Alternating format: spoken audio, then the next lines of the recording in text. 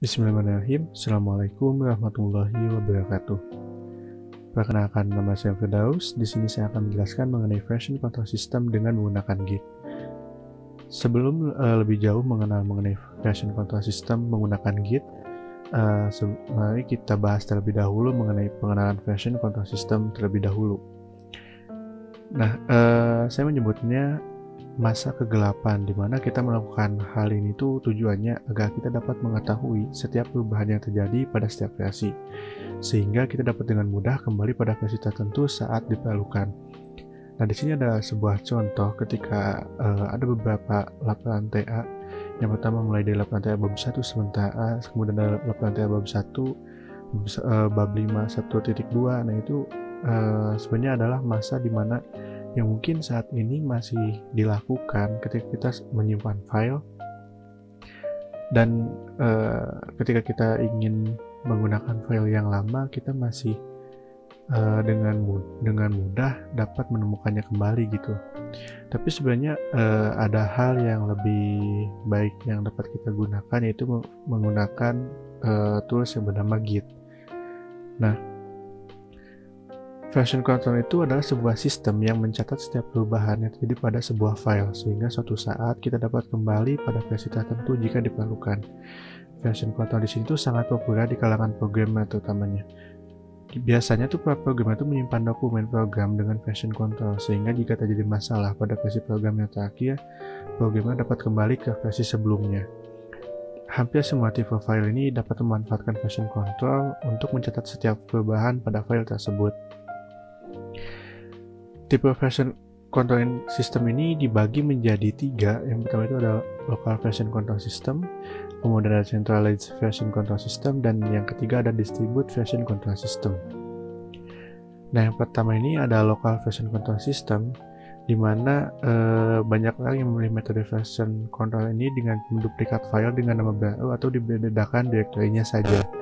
Pendekatan ini sangat umum karena sangat sederhana tapi juga sangat rawan kesalahan.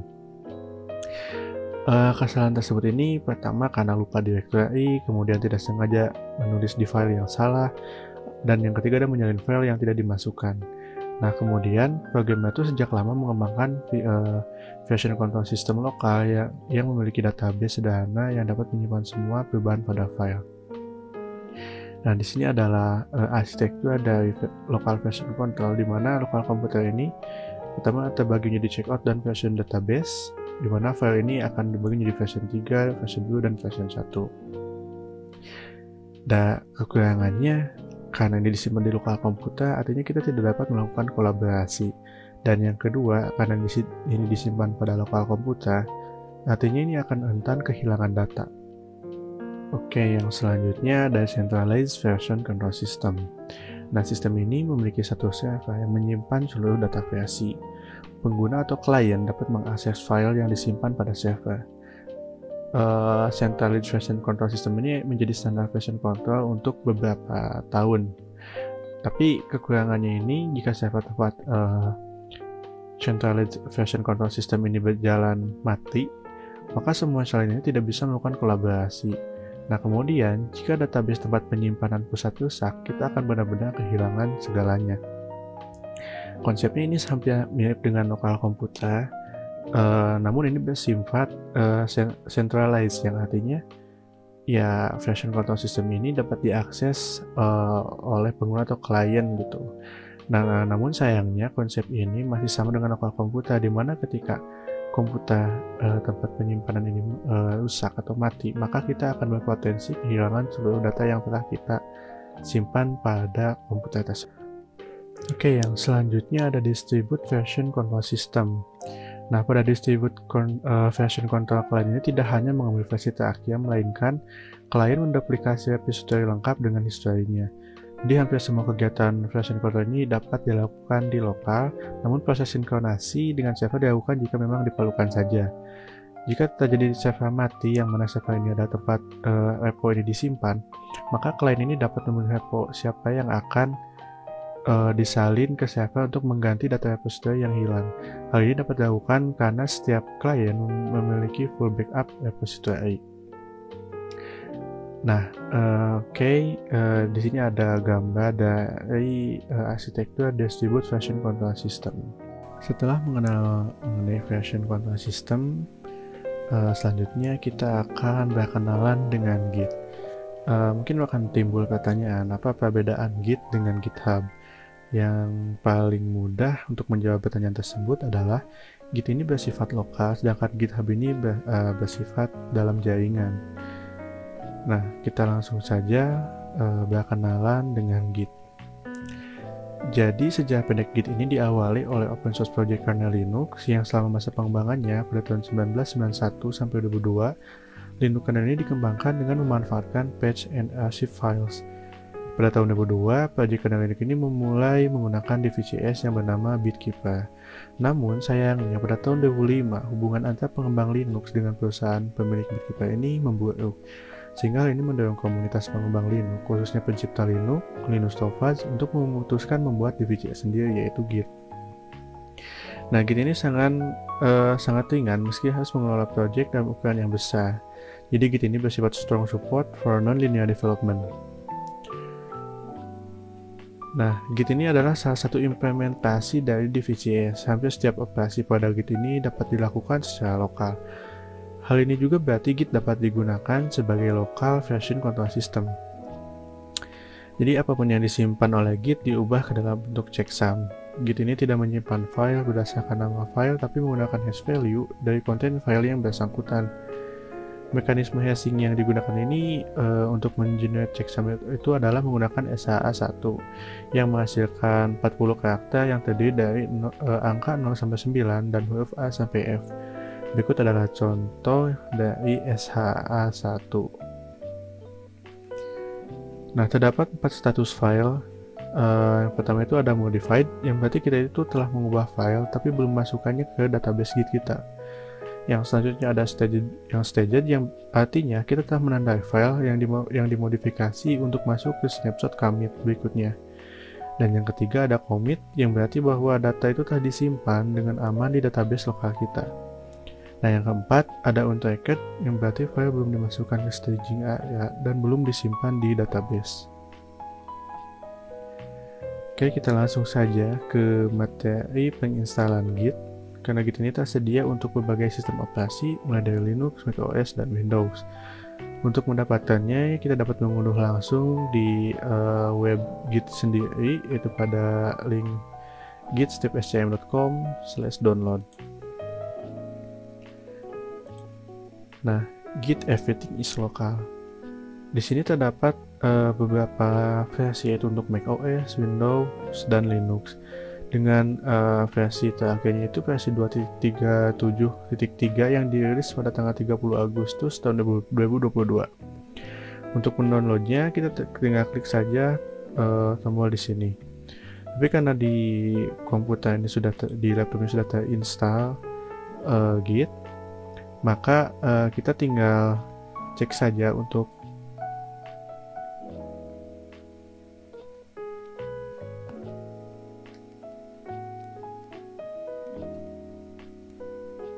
Nah, kemudian akan muncul keterangan update 2.373 itu tersedia. Maka ini akan munculkan sebuah pertanyaan, download and install Git for Windows. Nah, karena kita di sini akan memperbarui aplikasi Gitbase kita, maka kita klik Y.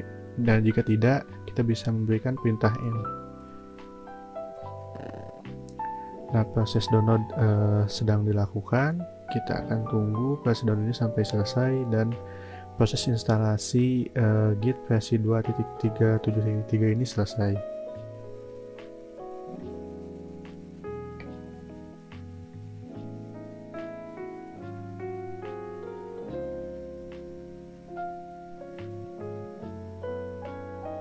Oke, proses download telah selesai dan kita bisa cek kembali versi dari Git yang kita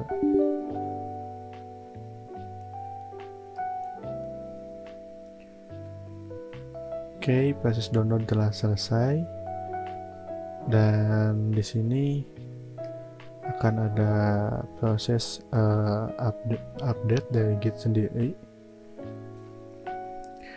Setelah proses download selesai, maka akan muncul jendela penginstalan Git versi terbaru yang telah kita unduh terlebih dahulu tadi.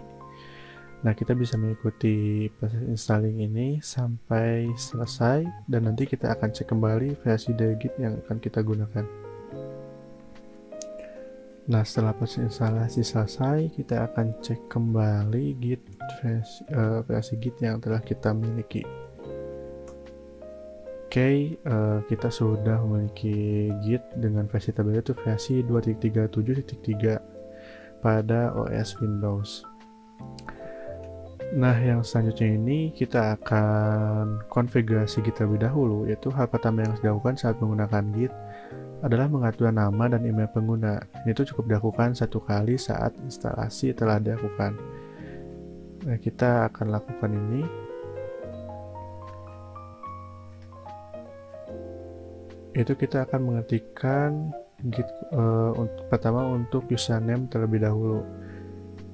Itu kita bisa masukkan perintah git config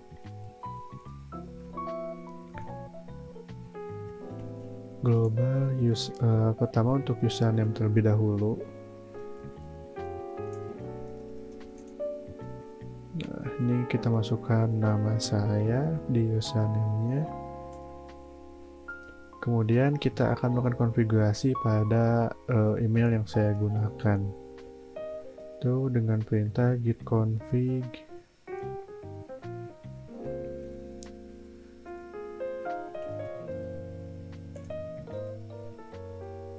user.email. Kita masukkan emailnya.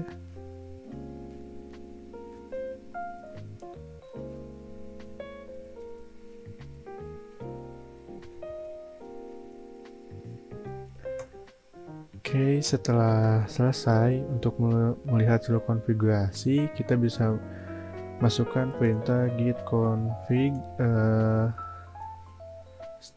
double strip list double strip show origin. Double strip origin.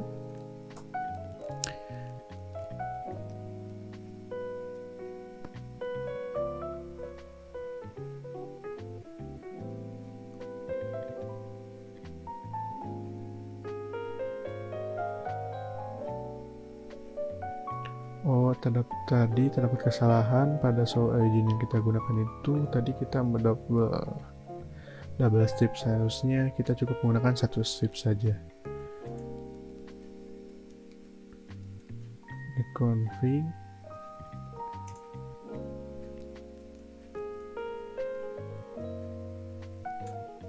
nah seperti ini.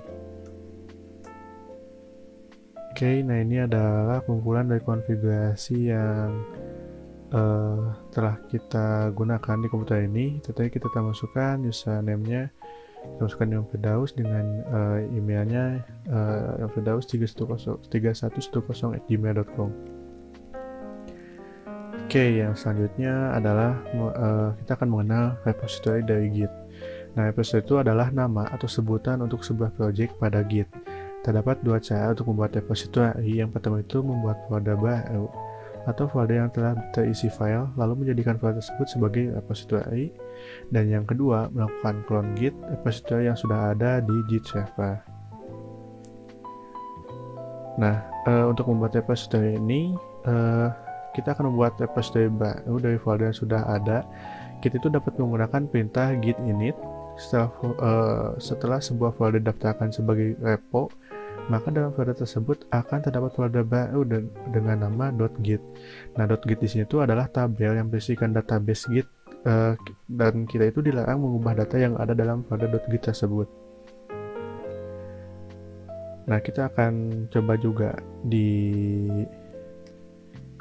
dalam sebuah folder yang telah saya siapkan.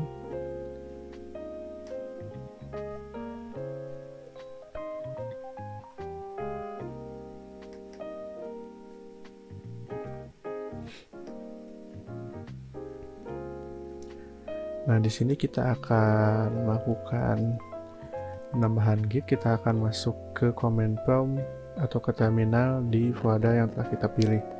Ini bisa dalam alamat foldernya kita bisa menuliskan command from di belakangnya. Kita akan melakukan ini membuat repository di sini. Nah, setelah kita masukkan perintah git init, maka akan muncul sebuah hasil bahwa di repo ini itu akan muncul folder Selanjutnya, kita akan melakukan pelacakan status file, yaitu untuk melakukan pengecekan status file ini dapat menggunakan perintah git status. Oke, kita akan coba juga pada folder yang telah kita pilih tadi. Itu kita langsung di sini. Kita bisa menggunakan git status. Nah, pada bench masa ini belum ada commit apa-apa, karena tadi bukan folder yang kosong gitu ya. Nah, selanjutnya kita akan coba terlebih dahulu untuk masuk ke cara menambahkan file di folder yang telah kita pilih. Nah, pertama itu untuk tracking file baru. Untuk menambah file ke dalam repository, caranya cukup membuat file baru atau memindahkan sebuah file yang sudah ada ke dalam folder yang telah didaftarkan sebagai repo tadi. Nah, setelah file yang ditambahkan ke dalam repo itu, Git akan secara otomatis mengetahui terdapat penambahan file baru dengan status untracked. Nah, jika tadi status di sini adalah belum ada apa-apa, tidak ada commit apapun, nah nanti kita akan coba setelah menambahkan file. Nah, di sini tadi kita sudah memilih sebuah folder dan kita akan coba masukkan sebuah dokumen. Kita buat teks dokumen aja. Kita beri nama dokumen1.txt. Setelah menambahkan file, lalu kita akan cek terlebih dahulu tracking dari file tersebut.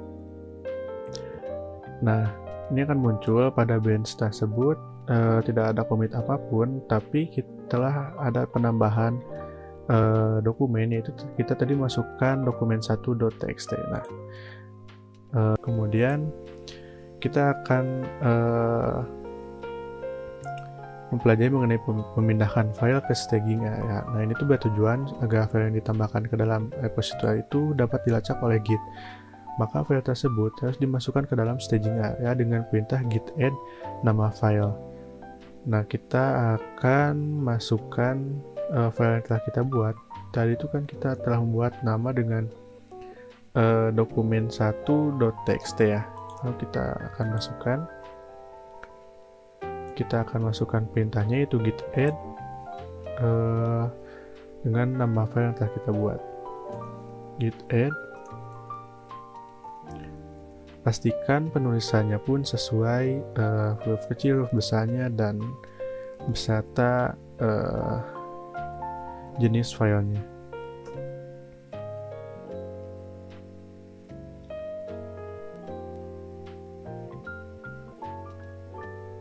Oke, kita nyatet jangan dokumen1.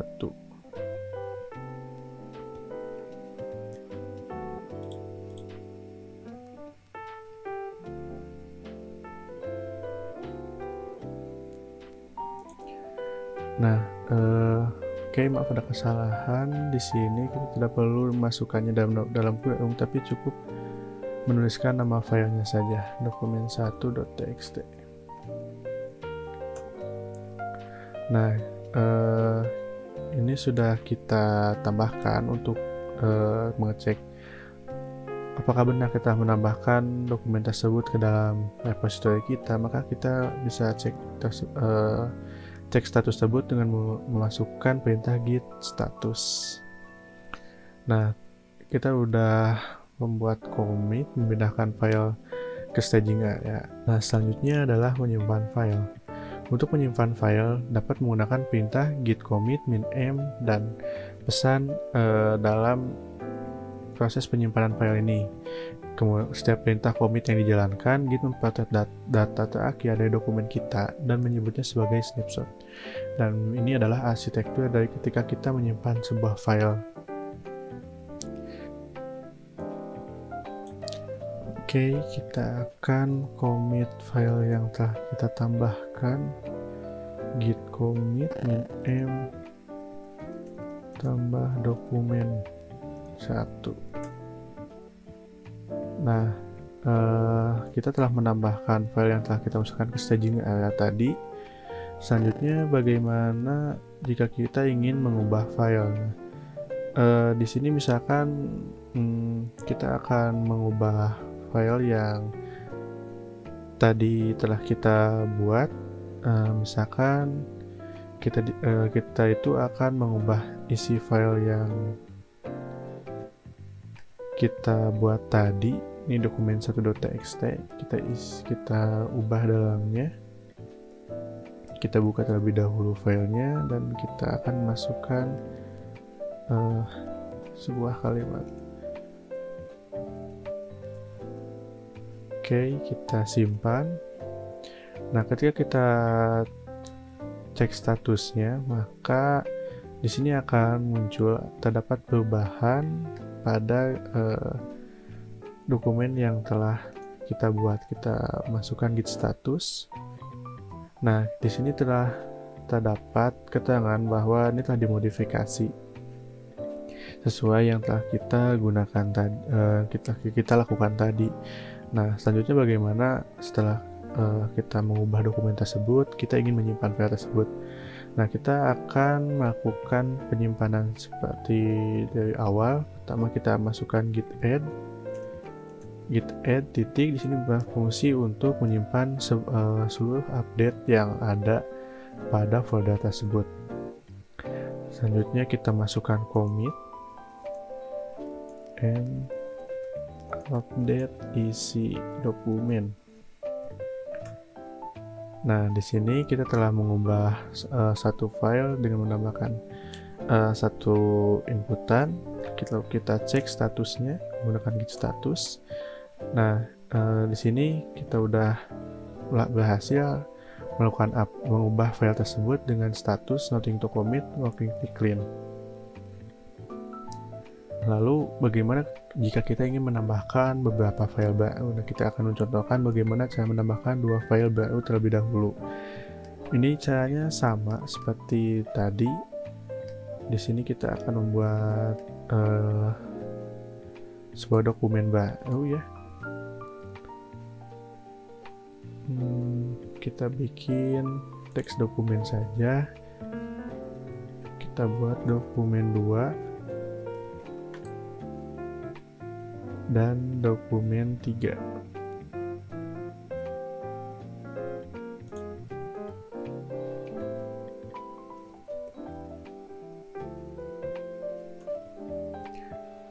Nah, kita telah menambahkan 2 dokumen, dokumen 2 dan dokumen 3. Kemudian kita cek di git status apakah telah masuk atau belum. Nah, di sini sudah ada keterangan di bench masa itu ada tadi tambahkan dokumen 2.txt dan dokumen 3.txt. Lalu bagaimana untuk menambahkannya? Nah, kita bisa langsung menambahkannya menggunakan git add titik atau kita bisa menambahkannya satu per satu. Namun bagaimana jika filenya banyak? Yang lebih efisien adalah kita bisa menambahkannya sekaligus menggunakan git add titik. Nah, lalu kita buat commit min tambah dokumen 2 dan 3. Oke, kita telah menambahkan 2 dokumen dan artinya kita telah berhasil menambahkan 2 file baru. Nah, lalu bagaimana caranya untuk menghapus sebuah file pada folder yang telah kita tautkan dengan git? Nah, yang pertama pasti kita akan menghapus terlebih dahulu filenya. Contohnya kita akan menghapus dokumen 3. Di sini kita akan hapus. Lalu kita akan melakukan pengecekan menggunakan git status. Nah, di sini diberikan keterangan bahwa kita telah menghapus dokumen 3. Nah, lalu bagaimana untuk memasukkan ini ke dalam git? Kita akan melakukan penambahan git add dokumen 3. git add tadi kita hapus dokumen 3 txt. Kemudian kita akan lakukan commit dokumen 3 dihapus.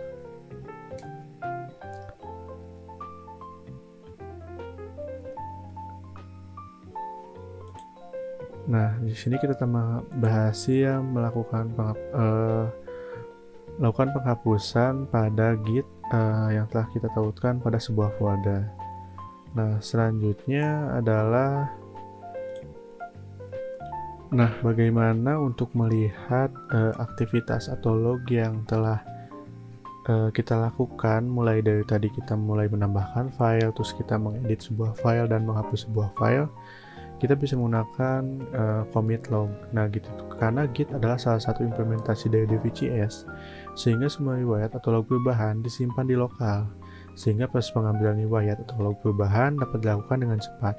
Untuk melihat riwayat atau log perubahan dapat dilakukan dengan perintah gitlog atau gitlog double strip one line untuk hasil yang lebih sederhana. Kita akan coba melihat log yang telah kita lakukan. Nah, di sini ada commit dengan hash SH1 di setiap langkah yang tadi kita lakukan, mulai dari tambah dokumen 1, update isi dokumen, tambah dokumen 2 dan 3, sampai menghapus dokumen 3. Nah, untuk hasil yang lebih sederhana, kita dapat menggunakan perintah gitlog double strip one line. Nah, di sini terdapat hash yang lebih sederhana juga, mulai dari tambah dokumen 1 sampai dokumen 3 dihapus. Nah, lalu bagaimana cara membandingkan hasil commit? Membandingkan yang dimaksud di sini adalah membandingkan kondisi akhir sebuah versi, bukan membandingkan perubahan yang terjadi antar versi. Untuk melakukan pembandingan dapat dilakukan menggunakan perintah git diff hash 1 dan hash 2-nya. Jadi misalkan ketika kita ingin membandingkan tambah dokumen 1 dengan update isi dokumen, maka kita dapat memasukkan perintah git diff. Kita masukkan hash pertama berarti cfab 28e dengan 8f 40a 7e. Nah, di sini akan muncul sebuah perbandingan. Di sini akan muncul tambah dokumen 1 itu kita menambahkan dokumen, kemudian di update isi dokumen itu sebenarnya kita melakukan apa sih? Dan di sini adalah menambahkan kalimat hello world. Nah, yang selanjutnya bagaimana apabila kita telah melakukan penggantian nama file dan kita ingin memasukkannya ke dalam Git. Nah, di sini kita akan contohkan ketika dokumen 1 ini kita ubah menjadi dokumen 7. Nah, kita cek terlebih dahulu di statusnya apakah telah masuk ke dalam status di sini. Git status. Nah, di sini statusnya adalah dokumen 1 dihapus dan ditambahkan dokumen 7.txt. Lalu bagaimana cara memasukkan ke dalam Git? Kita akan menggunakan git add dokumen. Sesuaikan namanya, dokumen 1.txt. Kemudian kita akan tambahkan hasil random filenya menjadi dokumen 7.txt.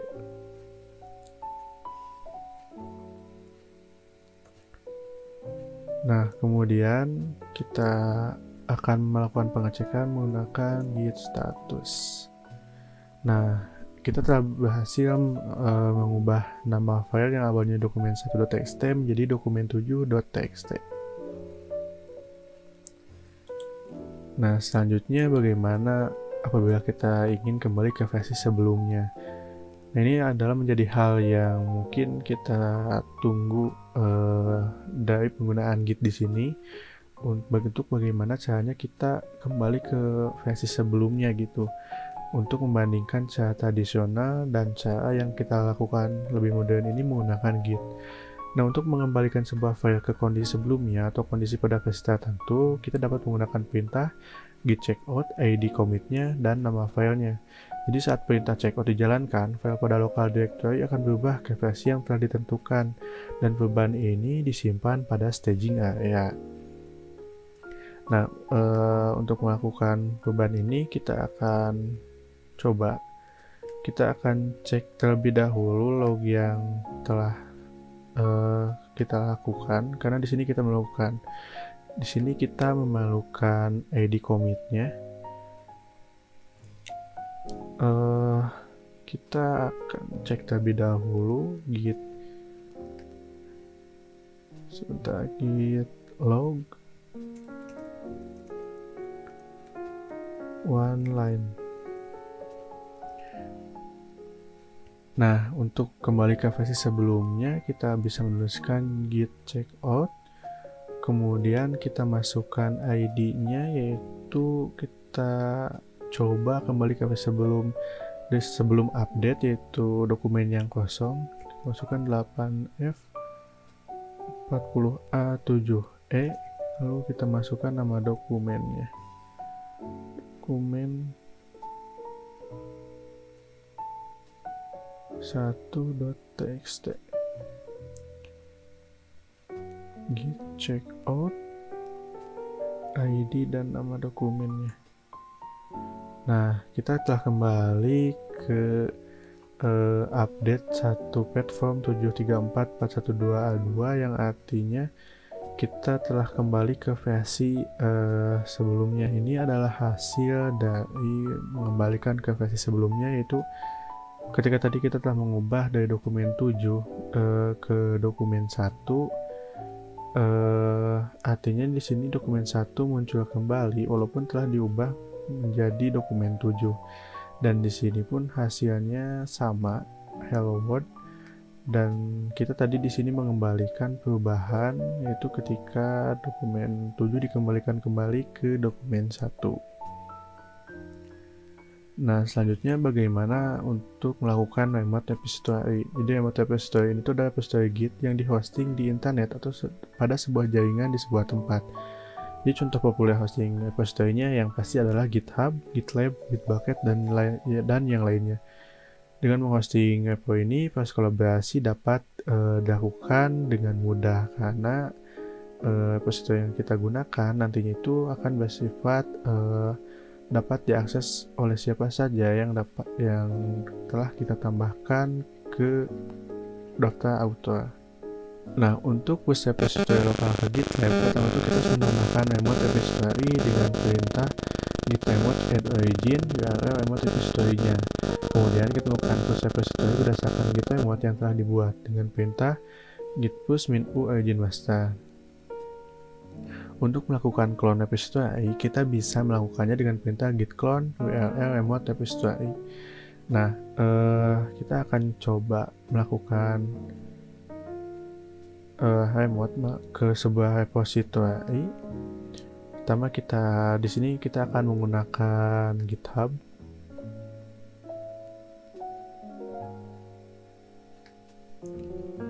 Oke, kita buka GitHub terlebih dahulu.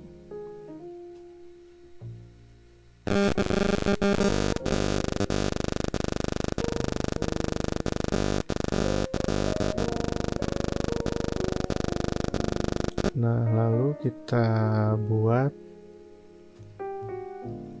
sebuah repository. Itu kita beri nama, contohnya adalah VCS using Git. Nah, kita langsung saja buat repository-nya.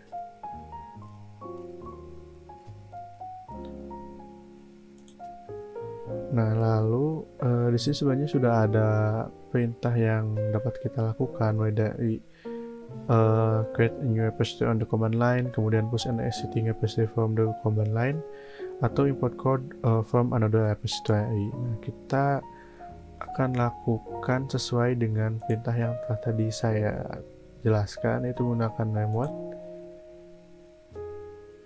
kita di sini akan membuka terminalnya terlebih dahulu.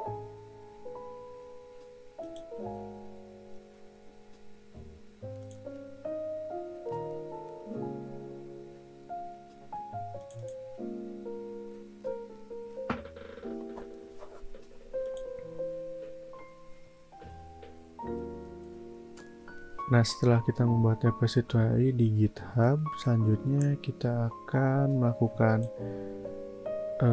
remote pada repository yang telah kita buat di GitHub tadi dengan menggunakan perintah git remote add origin dan alamat GitHub-nya. Oke, kita coba.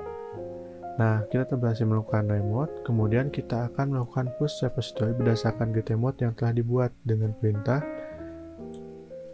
git push min u origin master.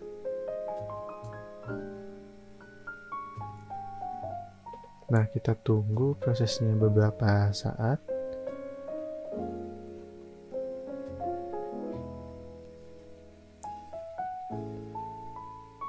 Nah, di sini kita telah berhasil melakukan push repository lokal ke GitHub. Kemudian bagaimana selanjutnya bagaimana kita melakukan clone repository dari remote repository yang telah kita buat. Selanjutnya kita cek apakah kita telah berhasil push repository ke lokal ke GitHub. Kita buka GitHub-nya terlebih dahulu. Kita lakukan reload. Nah, file yang ada di lokal tadi telah kita upload ke GitHub dan hasil commitnya pun di sini terlihat mulai dari application dokumen, tambah dokumen 2 dan 3 dan melakukan rename file pada dokumen 1 menjadi dokumen 7. Nah, sebagai contoh di sini kita akan melakukan clone repository pada program stenografi menggunakan Tingta. Nah, kita copy terlebih dahulu alamatnya, kemudian kita lakukan kita buka terlebih dahulu terminal di folder yang telah kita pilih untuk mengklon repository yang telah saya punya di GitHub.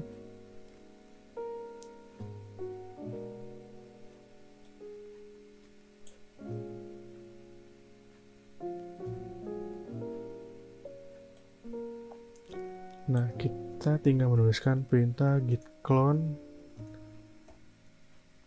alamat GitHub yang telah tadi saya pilih. Nah, kita tunggu proses cloningnya dan ini telah berhasil. Lalu kita cek di folder yang telah kita pilih. Nah, di sini telah muncul program stenografi menggunakan Tingta yang telah tadi saya pilih. Oke, selanjutnya mengenai percabangan. Percabangan di dalam Git adalah menciptakan alur baru pada sebuah repository. Program itu biasanya menggunakan percabangan ketika menambahkan fitur baru pada sebuah perangkat lunak atau memperbaiki bugs pada sebuah aplikasi. Tujuannya itu untuk memudahkan pembuatan fitur baru bagi aplikasi tanpa mengganggu pengembangan di bench utama. Nah, untuk melakukan percabangan ini, kita bisa melakukannya dengan perintah git checkout min b dengan nama bench yang akan kita lakukan. Nah, ketika tadi kita melakukan push ke bench master, maka sebagai contoh kita akan melakukan percabangan dengan membuat bench baru, yaitu kita akan buat contoh update atau sesuai contoh tadi flash sale ya, git checkout min b flash sale. Nah, kita telah berhasil memindahkan bench dari bench master ke bench flash sale. Oke, itu saja yang dapat saya sampaikan mengenai version control system menggunakan Git. Mohon maaf apabila ada kesalahan. Jika ada pertanyaan, silahkan tinggalkan di kolom komentar. Wassalamualaikum warahmatullahi wabarakatuh.